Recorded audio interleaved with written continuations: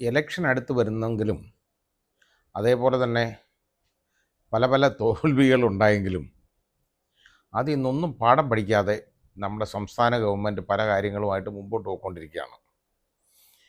വരുന്ന ഇലക്ഷനിൽ ജയം ഉറപ്പാക്കാനായിട്ട് പല പദ്ധതികളും ആവിഷ്കരിക്കുന്നുണ്ട്.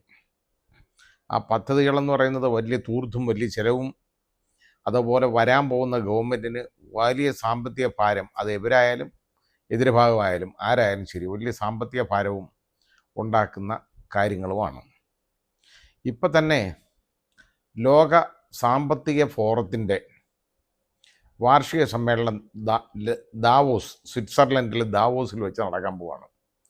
അതിനകത്ത് പങ്കെടുക്കാൻ പോകുന്നത് നമ്മുടെ ബഹുമാന്യനായ വ്യവസായ വകുപ്പ് മന്ത്രിയും വ്യവസായ വകുപ്പിലെ ഉന്നത ഉദ്യോഗസ്ഥരുമാണ്. അതിനൊരു 10 കോടി രൂപ പൊടിക്കാൻ തീരുമാനിച്ചിട്ടുണ്ട്. ഇതുകൊണ്ട് ആർക്കാ എന്താ ഉപയോഗമുള്ളത്? ഈ പോകുന്ന ഒരൊറ്റ മനുഷ്യന് ഇതിനെക്കുറിച്ച് ഒന്നും ഒരക്ഷരം അറിയാൻ വയ്യാത്ത ആളുകളാണ്. യാതൊരു പ്രയോജനവും ഇതുകൊണ്ടില്ല. നമ്മുടെ പണം ചെലവഴിക്കുക എന്നുള്ളതല്ലാതെ, അത് തിന്നും കുടിച്ച് തീർക്കാമെന്നുള്ളതല്ലാതെ ഒരു കാര്യവും വേറൊന്നുമില്ല. അപ്പോൾ ഇനി സ്വിറ്റ്സർലൻഡിലേക്ക് പോകണം.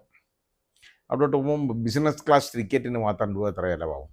ഈ 10 കോടി എന്ന് പറയുന്നത് എന്തെന്നറിയോ? 10 കോടി എന്ന് പറയുന്ന ഒന്നും അല്ല ഇതിന് ചിലവ് വരാൻ പോകുന്നത്. അതിനിപ്പോൾ അടിയന്തരമായിട്ട് 3 കോടി രൂപ അനുവദിച്ച് കഴിഞ്ഞു ഫിക്കിക്ക് കൊടുക്കാൻ. ഫിക്കി എന്ന് പറയുന്ന federation of Indian chamber of commerce and industry എന്ന് പറയുന്ന ആ സംഘടനയെ ഏൽപ്പിച്ച് വ്യവസായ വകുപ്പ് അവർ തിരഞ്ഞെടുത്തു ഇതിൻ്റെ ഏജൻ്റായിട്ട്. അതായത് ഇതിന് ബാക്കി ഇൻഫ്രാസ്ട്രക്ചറൊക്കെ ഒരുക്കി കൊടുക്കാൻ ഉള്ള പരിപാടിയാണ്. അവർക്ക് 6.8 കോടി രൂപയാണ് അവർക്ക് കൊടുക്കേണ്ടത്. ഇതാണ് ഈ പരിപാടി. ഇതുപോലുള്ള കലാപരിപാടികളാണ് നടന്നുകൊണ്ടിരിക്കുന്നത്. ഇപ്പോൾ ഈ പണം അതിൽ നിന്ന് 3 കോടി രൂപ അവർക്ക് അനുവദിച്ച് കൊടുത്തു കഴിഞ്ഞു. ഇനി എന്തായാലും പോക്ക് നടക്കുമെന്ന് പറഞ്ഞു കഴിഞ്ഞാൽ ഈ വരുന്ന 19 മുതൽ 23 തീയതി വരെയാണ് ഈ സമ്മേളനം നടക്കുന്നത്. അവിടെ പോയിട്ട് യാതൊരു പ്രയോജനവും കേരളത്തിനില്ല. പിന്നെ കേരളത്തിനെ പ്രതിനിധീകരിക്കാനാണ് ഈ പോകുന്നത്. ഞാൻ പറഞ്ഞില്ലേ, ഇത് കുറച്ച് മന്ത്രിക്കും കുറേ ഉദ്യോഗസ്ഥർക്കും സുവാസയാത്ര. ഇപ്പം വേനലൊക്കെ ആണല്ലോ, ഇവിടെ ഏതാണ്ട് ഇപ്പം നല്ല ചൂടുമൊക്കെയാണ്. അപ്പോൾ സ്വിറ്റ്സർലൻഡിൽ പോയി ഒന്ന് തണുപ്പിച്ചിട്ടൊക്കെ വരാം. അതിനുള്ള ഒരു മാർഗമല്ലാതെ വേറൊന്നും ഇതുകൊണ്ട് ഉണ്ടാവാൻ പോകുന്നില്ല. ഏതായാലും പോയിട്ട് വരട്ടെ, എത്ര നാളിത് ഈ തൂർത്ത് നിൽക്കും എന്നുള്ളത് നമുക്ക് കാത്തിരുന്ന് കാണാം. പിന്നെ അടുത്തത് വേറെ ഒരു വലിയ തീരുമാനം എന്ന് പറയുന്നത് എന്താണെന്നറിയോ? ശമ്പള കമ്മീഷൻ്റെ റിപ്പോർട്ടൊക്കെ വന്ന്, ശമ്പള കമ്മീഷൻ നിയമിച്ച് അതിൻ്റെ റിപ്പോർട്ടൊക്കെ വരുന്നതിന് മുമ്പ് തന്നെ ശമ്പള വർധനവും പെൻഷൻ വർധനവും നടപ്പാക്കാനാണ്. പെൻഷൻ്റെ കാര്യം പറയുന്നത് ന്യായമാണ്. കാരണം പങ്കാളിത്ത പെൻഷൻ എന്ന് പറയുന്ന ഒരു സാധനം കൊണ്ടുവന്നു. അതിൽ ഭാഗഭാക്കായ സർക്കാർ ഉദ്യോഗസ്ഥർ റിട്ടയർ ചെയ്തവർക്കൊക്കെ കിട്ടുന്നത് വെറും ചില്ലറ പൈസയാണ്. വളരെ കഷ്ടമാണ്. അത് ശരിയാണ്. അത് തമിഴ്നാടൊക്കെ ആണെന്നുണ്ടെങ്കിൽ ശമ്പളത്തിൻ്റെ പകുതി ആയിട്ട് പെൻഷൻ അവർ വർദ്ധിപ്പിച്ചിട്ടുണ്ട്, നിലനിർത്തിയിട്ടുണ്ട്. കേരളത്തിനത് അങ്ങനെ ശമ്പളത്തിൻ്റെ പകുതിയാക്കാനുള്ള തീരുമാനം അങ്ങനെ വരികയാണെന്നുണ്ടെങ്കിൽ ഇപ്പോൾ ഈ പെൻഷൻകാർക്ക് നല്ലതാണ്. പക്ഷേ അതിന് വലിയ ബന്ധപ്പാടുണ്ട്. പങ്കാളിത്ത പെൻഷൻ എന്നും പറഞ്ഞ് ആളുകളുടെ കയ്യിൽ നിന്ന് പണം പിടിച്ച് നേരെ കേന്ദ്ര ഗവൺമെൻറ് അടച്ചിട്ടുണ്ട്. ആ പണം അവർ തിരിച്ചു കൊടുക്കത്തില്ല, ഒരു കാരണവശാലും കൊടുക്കുകയല്ല. കൊടുക്കാൻ ഒരു സാധ്യതയില്ല, അത് കിട്ടാനും പോകുന്നില്ല. അപ്പോൾ അങ്ങനെയും വലിയൊരു കുഴപ്പമുണ്ട്. അങ്ങനെ വലിയ നഷ്ടം ആ നിലയിൽ വരാൻ സാധ്യതയുണ്ട്. പിന്നെ സർക്കാർ ഉദ്യോഗസ്ഥരെന്ന് പറയുന്നത് നല്ലൊരു വിഭാഗം എന്ന് പറയുന്ന സർക്കാർ ഉദ്യോഗസ്ഥരാണ് കേരളത്തിൽ. അപ്പോൾ അങ്ങനെ വരുന്നുണ്ടെങ്കിൽ അവരുടെയൊക്കെ വോട്ടിന് വേണ്ടി ഒരു പരിപാടി ആണ് ഈ ശമ്പള വർധനവ്. അതങ്ങ് പ്രഖ്യാപിക്കാൻ പോവുകയാണ്. എല്ലാവരും ശമ്പളം ഈ തെരഞ്ഞെടുപ്പിന് മുമ്പ് തന്നെ അങ്ങ് പ്രഖ്യാപിക്കും. അങ്ങനെ ശമ്പള വർധന വരുമ്പോൾ എന്തുമാത്രം ഭാരമാണ് ഈ ഗവൺമെൻറ് ഉണ്ടാകുന്നത്, സാമ്പത്തികമായ ഭാരമാണ് ഗവൺമെൻറ് ഉണ്ടാകുന്നത്, പൊതുജനങ്ങൾക്കുണ്ടാകുന്നത് എന്ന് നമ്മൾ മനസ്സിലാക്കണം. ഇവർക്ക് വോട്ട് കിട്ടാൻ വേണ്ടി ചെയ്യുന്ന പണിയാണ് ഇത്. ഈ ഇലക്ഷനോടനുബന്ധിച്ച് ഇതുപോലുള്ള ഒരുപാട് മാമാങ്കങ്ങൾ നമ്മൾ കാണും. എന്ന് പറഞ്ഞാൽ പണം ആളുകളുടെ കുത്തുപാള എടുപ്പിക്കുന്ന എല്ലാ തീരുമാനങ്ങളും ഇവർക്ക് തീരുമാനം എടുത്താൽ മതിയല്ലോ. ഇവരങ്ങ് തീരുമാനം എടുക്കും, അവർക്ക് വോട്ട് വേണം. ഏതെങ്കിലും വിധത്തിൽ ഒന്ന് അധികാരത്തിൽ അള്ളിപ്പിടിച്ച് വീണ്ടും ഇരിക്കണം. അതിനകത്ത് ഏറ്റവും നല്ല മന്ത്രിമാരെന്ന് പേരെടുത്തേക്കുന്നതായിട്ട് വരുന്ന ആളുകളൊക്കെ എന്ന് പറഞ്ഞാൽ നമ്മുടെ ബഹുമാന്യനായ മുഖ്യമന്ത്രി ഏറ്റവും ബെസ്റ്റ് മുഖ്യമന്ത്രിയാണ്. അത് മാത്രമല്ല ആഭ്യന്തര വകുപ്പ് എന്ത് നല്ലതായിട്ട് ഭരിക്കുന്നതാണെന്നറിയാം. ആഭ്യന്തര വകുപ്പ് ഇതൊക്കെ നമ്മൾ കാണും. പോലീസിനെയൊക്കെ കയറൂരി വിട്ടേക്കാണ്. ഇനി ഇത് കൂടാതെ പിന്നെ നിർബന്ധമായിട്ട് നിലനിർത്തേണ്ട ആളെന്ന് പറയുന്നത് ആരോഗ്യവകുപ്പ് മന്ത്രിയാണ്.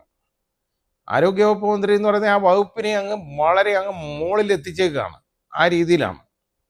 അപ്പോൾ ഇങ്ങനെയുള്ള ആളുകൾ ഒക്കെ നിലനിർത്തി ഇനിയും ഈ ഗവൺമെൻറ്റിനെ തിരിച്ചു കൊണ്ടുവന്ന് ഈ ഭരണത്തിലേക്ക് വീണ്ടും കൊണ്ടുവരാൻ വേണ്ടി ആണ് ഇതുപോലുള്ള പരിപാടികളൊക്കെ ഒപ്പിക്കുന്നത്.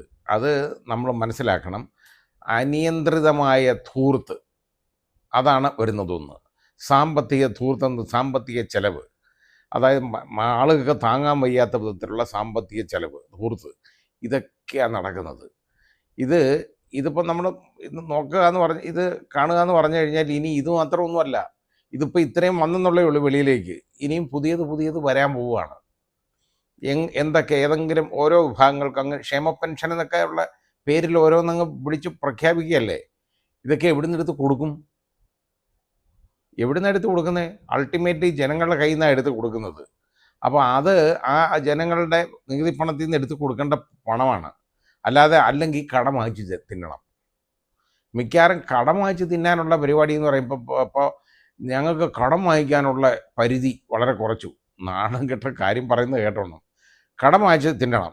അതിന് കടം വാങ്ങിക്കാനുള്ള പരിധി കുറഞ്ഞു, ഇത്രയും കുറച്ചു. സെൻട്രൽ ഗവൺമെൻറ് അങ്ങനെ ചെയ്യുന്നു, ഇങ്ങനെ ചെയ്യുന്നു.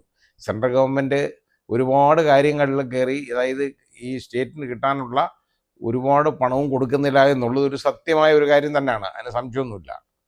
അത് ഇവരിൽ ആര് വന്നാലും കേന്ദ്ര ഗവൺമെൻറ് അങ്ങനെ ചെയ്യുള്ളൂ.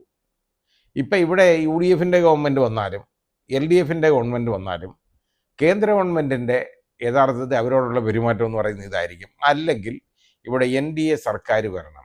അതൊരു സ്വപ്നം മാത്രമാണ്, എളുപ്പമുള്ള കാര്യമല്ല.